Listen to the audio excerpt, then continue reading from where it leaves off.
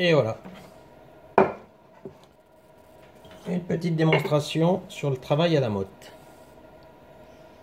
On va faire quelques petits bols à saké.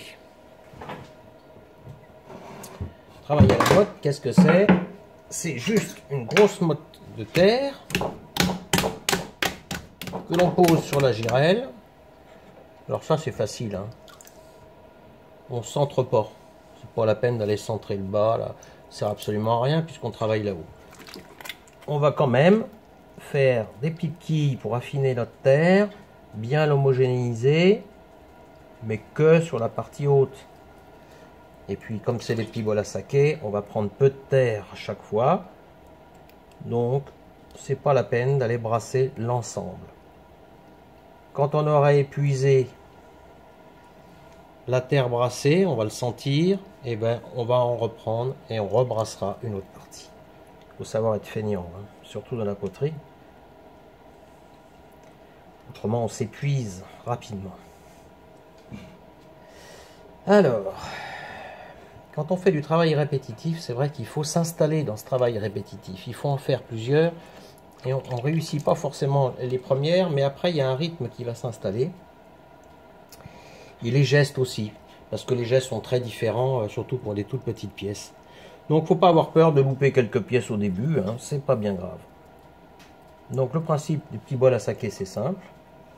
On va travailler sur une petite boule de terre comme ça. Et puis on va tout de suite faire l'intérieur.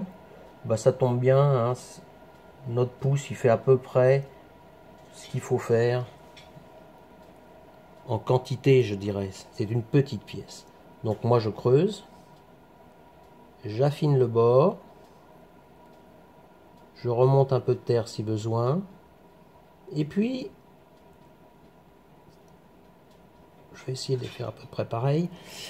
Je vais couper large parce que je tiens absolument à tournasser le pied de cette petite pièce. Donc je vais être un petit peu soigneux là. Alors pas tout de suite, hein, je vais couper grossièrement en dessous, mais ça va servir à être soigneux par la suite. Voilà, donc un outil très simple. Un simple petit couteau de buis, mais très utile. Donc le premier est fait. On reprend une petite balle de terre. On centre un petit peu. Je mets le pouce dedans.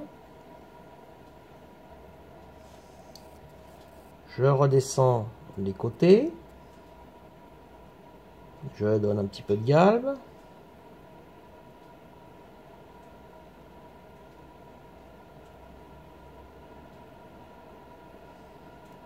Un petit peu de galbe, voilà. Je laisse du pied parce que je vais m'en occuper plus tard. Et on coupe.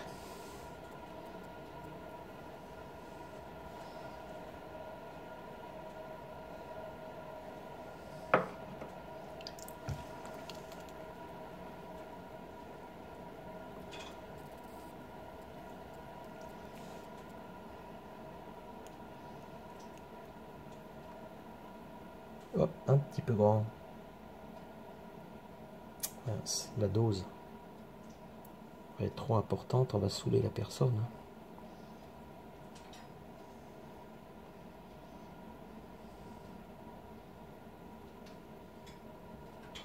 Ah, le prochain, on va le faire d'une forme différente.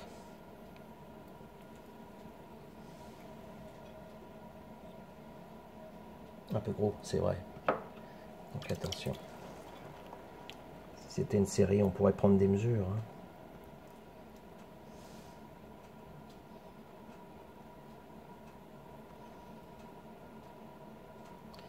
Alors ce qui serait drôle aussi, c'est d'en faire une douzaine et pas un pareil. Alors celui-là, on va faire une contreforme. Hop, on va le rouvrir ici.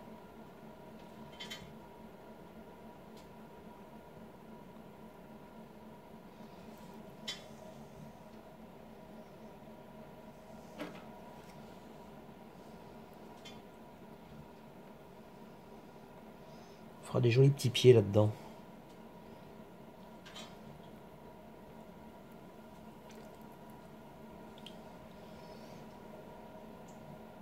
Attention en déposant les pièces. il y a de la casse.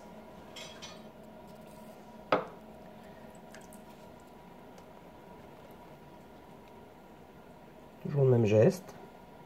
Une petite boule. C'est vrai qu'on voit pas beaucoup parce que les mains sont grandes et on cache la pièce. Mais on serre, on centre en même temps, on tient hein, le tout et on envoie le pouce dedans, hein, tout simplement.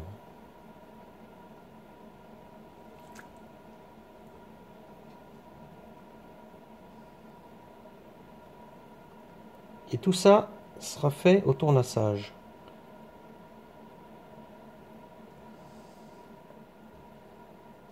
J'allais dire à la méthode de Sèvres. Enfin, non, on n'est pas là. Hein. Mais c'est vrai qu'à Sèvres, quand ils veulent faire un beau bol, l'épaisseur est environ de... On n'est pas loin du centimètre. Hein. Par contre, au tournassage, ils arrivent à avoir à remettre à la cote parfaite de leur modèle.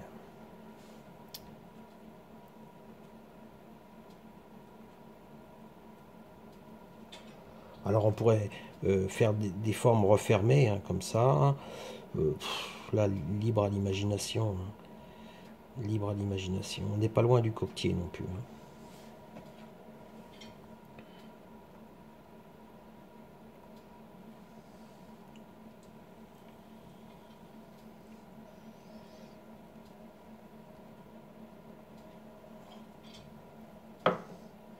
Allez, un petit dernier pour la route. Est-ce qu'on a assez de terre?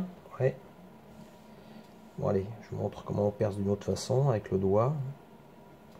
On tient les côtés. Un coup d'index dedans. Bon après ça commence à aller vite, hein. Il faut au moins d'une minute pour les faire.